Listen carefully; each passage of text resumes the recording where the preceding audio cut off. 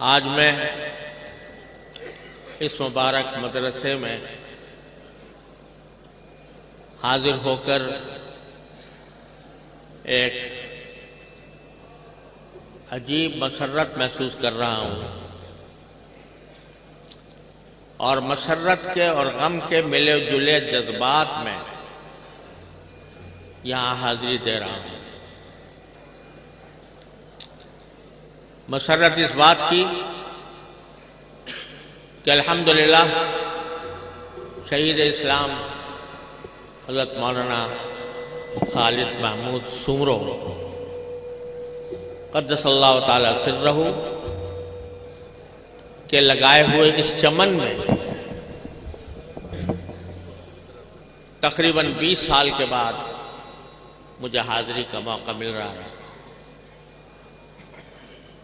اور غم اس بات کا کہ آج ایسے موقع پر آنا ہوا جب وہ اس دنیا میں موجود نہیں، لیکن اللہ تبارک و تعالی نے انہیں شہادت کا اتنا بڑا مرتبہ عطا فرمایا کہ اس کے آگے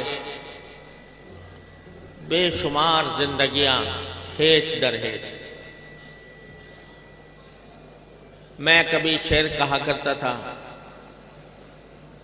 تو ایک شعر میں نے کہا تھا کبھی اللہ تعالیٰ مجھے بھی اس کا مصداق بننے کی توفیق عطا فرمائے۔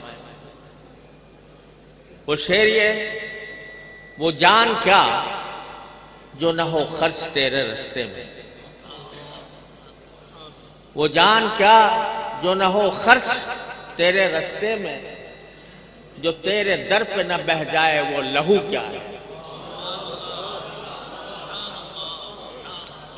وہ جان کیا جو نہ ہو خرچ تیرے رستے میں، جو تیرے در پہ نہ بہہ جائے وہ لہو کیا ہے۔ تو اللہ تبارک و تعالیٰ نے ان کو جان بھی ایسی دی